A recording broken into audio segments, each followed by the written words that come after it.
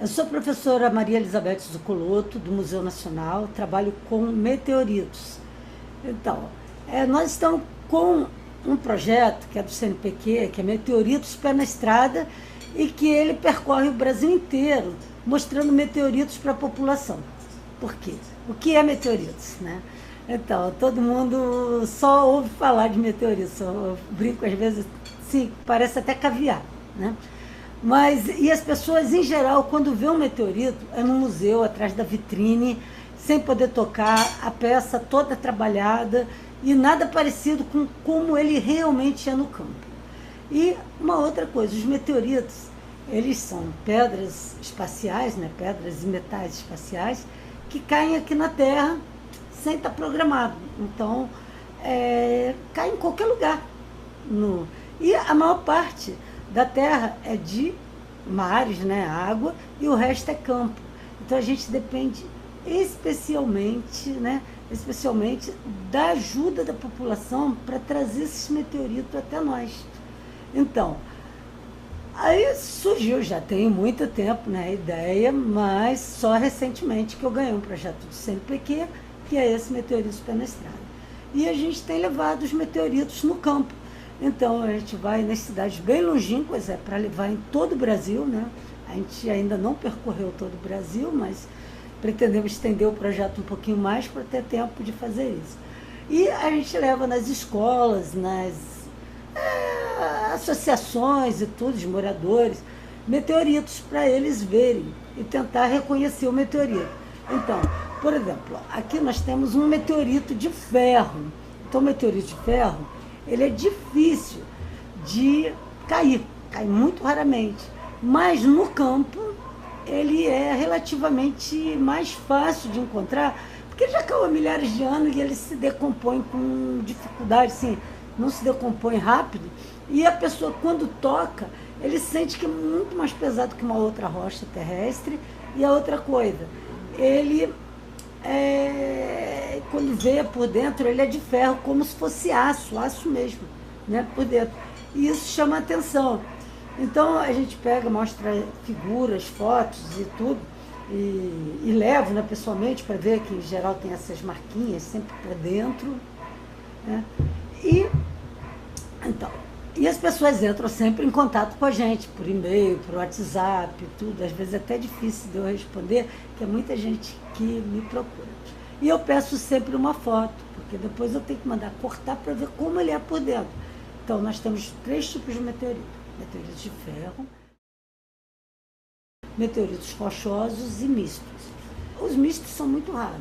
Então, os meteoritos rochosos, né, como esse aqui, então, esse aqui, na verdade, nem é um meteorito, é uma réplica 3D, por isso que eu estou falando de 3D, é uma réplica 3D autêntica do meteorito. Ele tem essas depressões e tudo. E a gente leva para as pessoas verem, porque a grande maioria do meteorito que cai é desse tipo aqui. São condritos, são meteoritos rochosos. Ele só tem esta películazinha preta por fora e por dentro ele é como se fosse um pedaço de concreto. E quando a gente lixa, tem umas pintinhas cor de aço. Então, o aço tem nesse daqui, as pintinhas tem pouco. E nesse daqui, que ele é puro aço mesmo por dentro. Ele é de ferro, ferro mesmo, como se fosse aço. Sólido, compacto, por isso que ele é pesado. O que eles têm dentro, que é diferente. Então, um é de ferro, é ferro níquel. Então a gente vê, primeiramente, se corta, vê se é de ferro, aí depois a gente faz teste de níquel. Aí depois a gente vai estudar esses meteoritos, o que ele tem de diferente.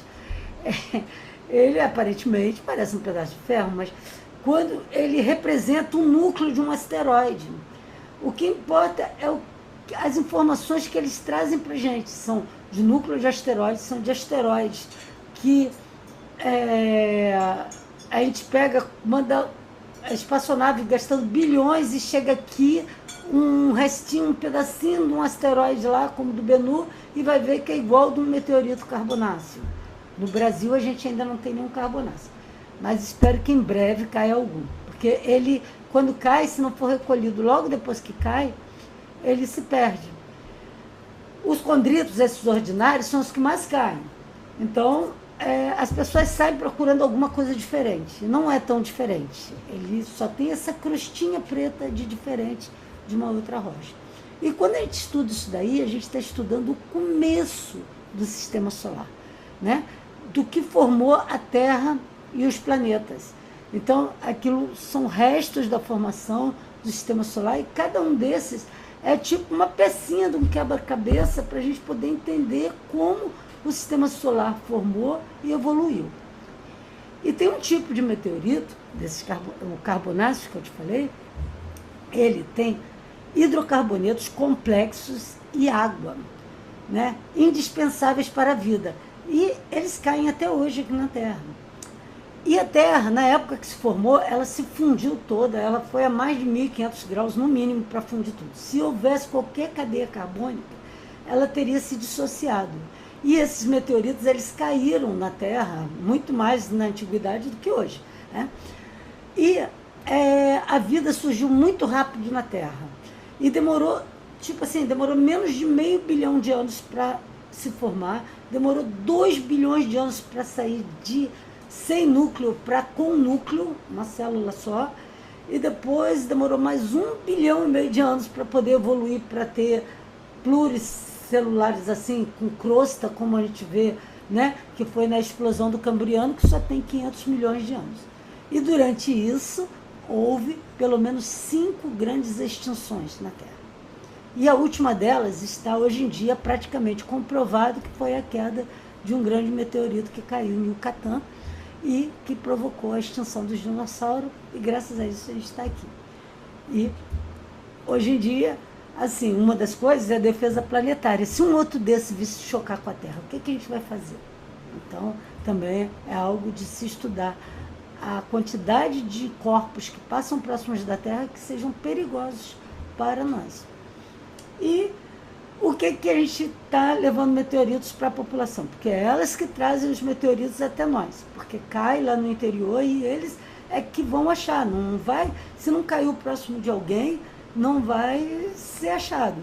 E a outra coisa, a gente quer, que no Brasil não tem lei ainda, a gente está com uma lei tramitando e estamos lutando para ter essa lei, para regulamentar de quem é o meteorito. Então, é legal se fosse para a ciência, mas ninguém vai doar para a ciência. Então, todo mundo quer ter sua recompensa. Meteoritos lá fora valem dinheiro. E até aqui no Brasil também. Mas assim, não que alguém vai ficar rico com o meteorito, que aquele que foi leiloado por milhões, foi só aquele, né? Mas a grande maioria não tem aquele valor, óbvio. Então, mas a pessoa que acha, ela quer ter sua recompensa, o dono da terra ter sua recompensa também, porque caiu na terra dele é um presente, tipo um presente dos deuses para ele. E daí estamos com uma tramitação na Câmara dos Deputados, que inclusive a gente vai ter uma exposição, estou correndo com uma exposição semana que vem, vai começar na Câmara dos Deputados, de meteoritos. Vai ficar 1 mês e pouco em cartaz lá a exposição. E é isso, então a gente leva a informação para a população nos trazer meteoritos para a ciência. E o que a ciência ganha com isso é o conhecimento e tentar entender de onde viemos, para onde vamos, e algo assim, que eu falo que é a astronomia que a gente pode tocar, é a única astronomia que a gente pode conferir, outro ir lá e conferir no estudo e dizer, não, você está errado, está certo, e porque temos aqui material para diversos pesquisadores de diversas áreas pesquisarem. E é basicamente isso. Professora, quando houve o incêndio do Museu Nacional, na Quinta da Boa Vista, é verdade que só sobreviveu o O meteorito Bendegó. Bidengó? Não, sobreviveu várias outras, não só meteoritos sobreviveram muitos, né? Na verdade, o Bendegó, ele sobreviveu intacto. Por exemplo, assim, o fogo nem chegou nele. Vocês acreditam que uma das únicas salas que o fogo não chegou foi na do Bendegó. Mas mesmo que se chegasse, ele iria estar intacto, isso a gente já sabia. Mas ele dissipou o calor que chegava até ele. Talvez seja isso, porque é muita caloria para poder levantar 1 grau Celsius um meteorito. E uma das coisas do Bendegó, né, quando estava lá no sertão, é que as pessoas iam lá tomar umas frescas sentado na pedra, porque era gelada, mesmo no maior calor que tivesse, a pedra Olha. continuava gelada. No incêndio, o Bendegó estava lá. Na sala do lado estava uma exposição de meteoritos. Então, na sala do lado tinha uma exposição de meteoritos. O fogo pegou, mas não destruiu tudo lá. Assim, pegou só no armário. O armário era de madeira, não era muita coisa, e a cobertura é de acrílico. E no dia seguinte do incêndio, eu peguei e convenci aos bombeiros de eu entrar para poder recuperar a coleção. Aí eu peguei, fui lá e comecei a catar. A gente catou só alguns e estava caindo muito teto, estava caindo muito pedaços do teto que estava quente. E o bombeiro falou, amanhã já esfriou aqui e aí não vai estar perigoso como hoje, que está perigoso, olha só, está caindo. Amanhã a gente entra. E no dia seguinte, quando fomos tentar entrar, a Polícia Federal chegou e travou, só fui entrar 20 dias depois lá, né? Então, esses meteoritos que estavam na exposição são os que estão no Planetário da Gávea hoje. E lá atrás tinha a coleção, que é a reserva técnica. Aí essa ardeu em fogo bastante tempo, porque a água do bombeiro não chegou lá, porque era nos fundos. Foi a última parte que pegou fogo. Poderia ter sido salvo se os bombeiros tivessem deixado. A gente tentava entrar, pedia para entrar, não deixavam do jeito nenhum. E no fim que deixaram, mas já era tarde, já estava pegando fogo em tudo e ameaçava desabar. Aí ele retirou todo mundo, que não deu tempo de salvar praticamente nada, e realmente, assim, uns 10 minutos, nem isso, depois começou a ruir tudo o prédio lá atrás. Mas as pedras Então, sobreviveram? sobreviveram muitos, então eu recuperei um monte de meteorito, mas eu falo assim, gente, tem um monte que eu não sei nem quem é, porque muitos quebraram, se deformaram, eles não foram tão preservados quanto os que estavam na frente. Então eles sofreram mais calor. As rochas estavam em armários, muitas sobreviveram, mas também o pessoal está com o mesmo problema, e muitas se alteraram, elas mudaram, sofreram tanto calor que se alteraram. Aí os fósseis também sobreviveram. A gente conseguiu resgatar muita coisa do museu, mas muitas avarias. Teve objetos que não sofreram tantas avarias quanto outros. Então ainda se está todo mundo restaurando o que sobrou, recuperando, vendo, identificando, porque se perdeu a identificação, da maioria das coisas se perdeu a identificação. E mesmo com medo de depois, eu tinha mais medo de alguém entrar e começar a pilhagem, né? Eu tinha um medo de pilhagem, porque, sabe, né? Tudo, o caminhão tomba aqui no Rio, todo mundo invade e pega.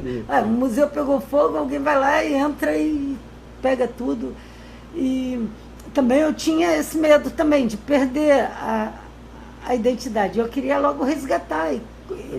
E a gente começou o resgate ali, por assim dizer, né? Depois passamos mais de um ano resgatando tudo que foi possível dentro do museu. Foi um trabalho bastante árduo, com uma equipe bem grande que trabalhou no resgate.